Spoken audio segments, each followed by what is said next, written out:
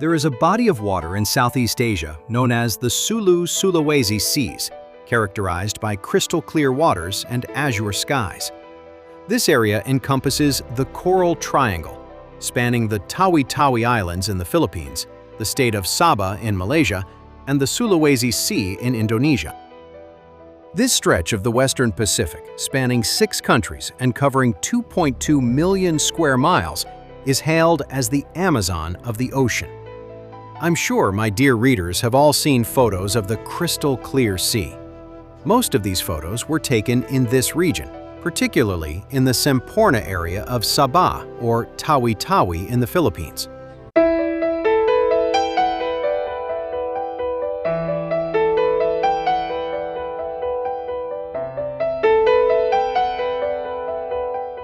There are approximately 1 to 1.2 million stateless people living here, known as the Sama Bajau. Their legend bears a striking resemblance to the story of Cadmus, the founder of Thebes, which we described earlier. According to the Bajau legend, they were once subjects of the kingdom of Tarsila. One day, the king's daughter set out to sea and never returned. One version tells that the king's daughter was shipwrecked in a storm at sea. Another version claims the king of a neighboring country abducted her. Consequently, the king of Tarsila ordered them to set sail in search of her, threatening that they would not be allowed to return unless they found her. Just as Cadmus failed to find his sister Europa and was forced to establish his own city-state in Thebes, the Bajau people also failed to find the king's daughter. Fearing the king's wrath, they dared not return to land, and thus began a life of maritime nomadism. A later version is found among the Sama Bajau people of Borneo. Their ancestors served as guards for the royal family of Johor in the southern Malay Peninsula. The king allied with the Sultanate of Sulu through marriage, giving his daughter, Princess Dayang Aisha, to the king of Sulu. While escorting the princess to Sulu, the Sultan of Brunei, Muhammad Shah, also fell in love with her. He led his men in an attack on the princess's entourage and abducted Princess Dayang Aisha. Fearing execution upon their return home after losing the princess, the guards settled in Borneo and Sulu. In fact, there are many more versions of this story circulating in the region. As Southeast Asia's most famous stateless people, they have lived on boats for centuries, sustaining themselves through traditional fishing methods.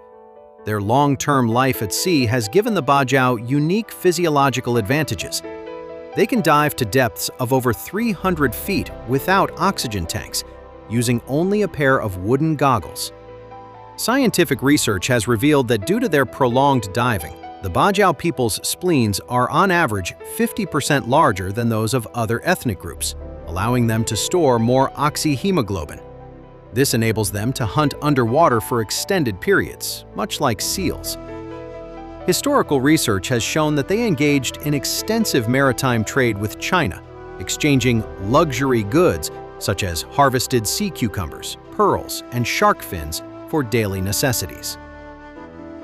Having drifted at sea for long periods and crossed the territorial waters of modern nations, the Bajau lack birth registration, leaving many unable to obtain citizenship from any country. As of 2025, according to data released by the United Nations High Commissioner for Refugees, the number of known stateless, or persons of undetermined nationality worldwide, including the Sama Bajau, is approximately 4.4 million.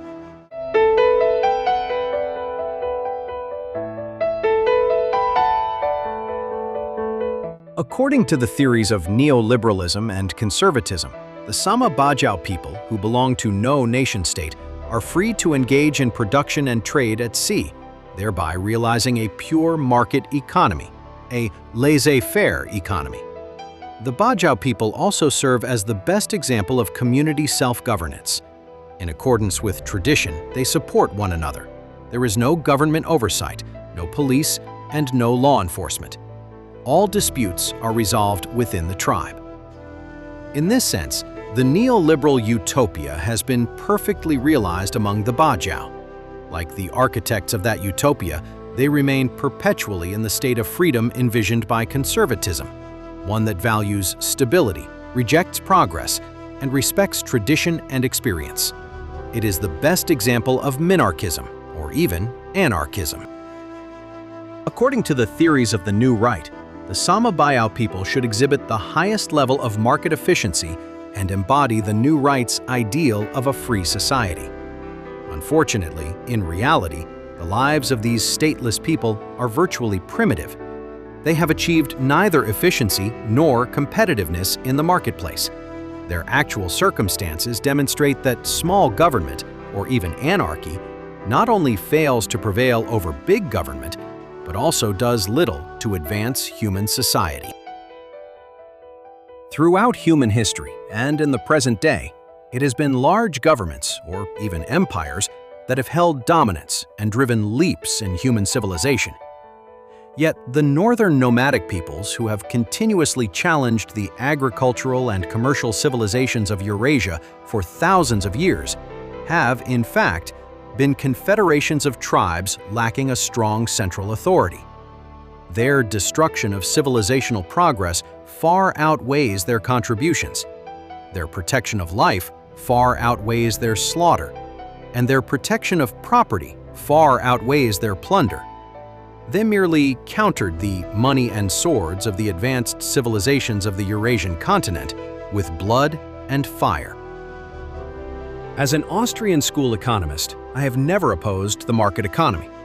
However, many neoliberal scholars are so narrow-minded that they mistake government inaction for market protection. They use the governance failures of an active government to condemn all government action. Having grasped a perfect economic model, they attempt to force human society into this perfect golden cage. They fail to recognize that mathematical models are abstractions of human reality. When applying theory to practice, one must build a bridge between theory and reality that can be traversed. Any theory that cannot guide practice is nothing more than a paper lantern in an embroidery room, a mirage that cannot be stepped into, something to be admired and appreciated, but never touched. It is precisely for this reason that we must gain a deep understanding of the role of the state. Only then can we grasp, through the process of state building, the inseparable connection between the market and the state. Only then can we understand that power and efficiency are mutually reinforcing. And only then can we comprehend the nature of human society, where violence and life, institutions and freedom appear contradictory, yet are in fact two sides of the same coin.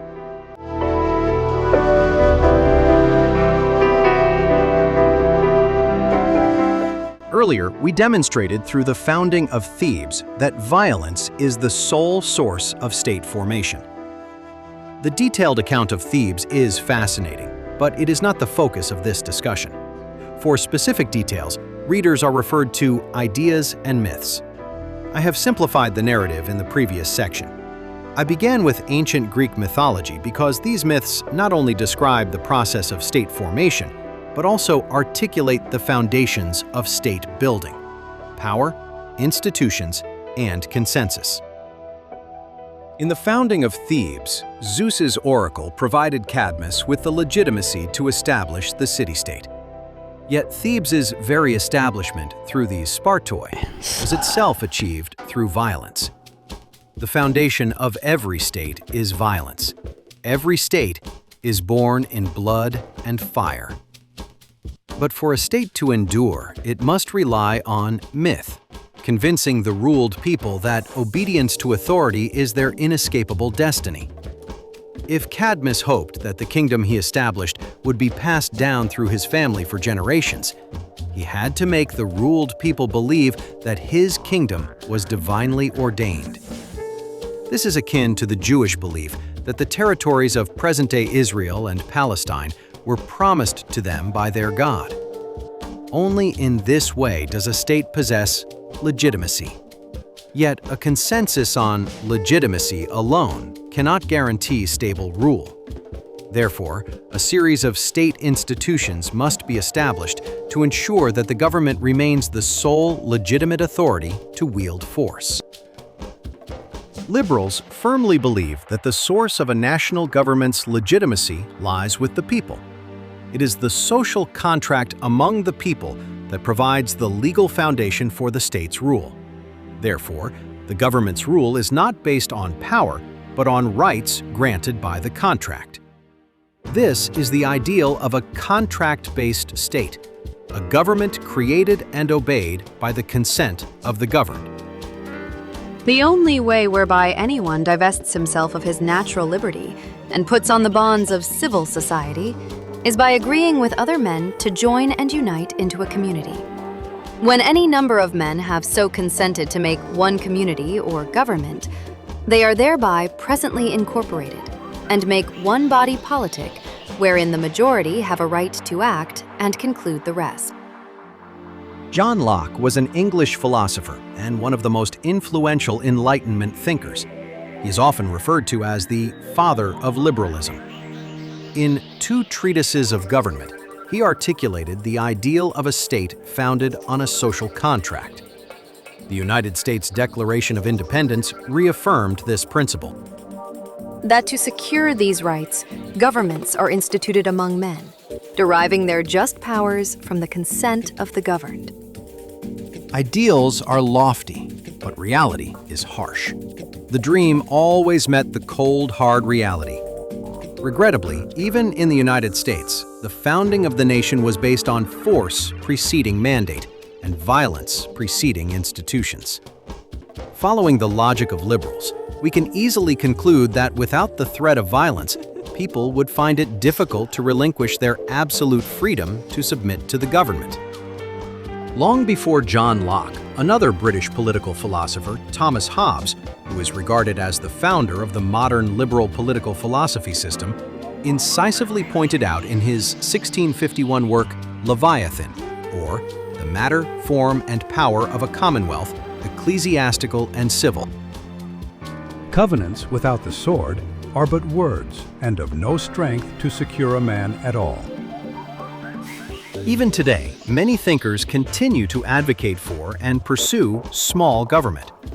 Libertarianism in particular seeks the ultimate form of small government, even going so far as to call for the abolition of nearly all government departments except for the police and the military. Yet, looking around the world, we find that all successful nations are characterized by big government, or even Leviathan-like hegemonic states. From the perspective of the historical evolution of human society, since the nations that have survived to the present day are all characterized by big government, we must adopt a realist approach and seriously consider the crucial question of why these nations have succeeded. This is precisely the question this book seeks to answer. To address this issue, we must begin by examining the national construction. Please subscribe to my channel and share it with your friends. I look forward to uncovering the secrets of why nations succeed together with you and other like-minded, thoughtful friends.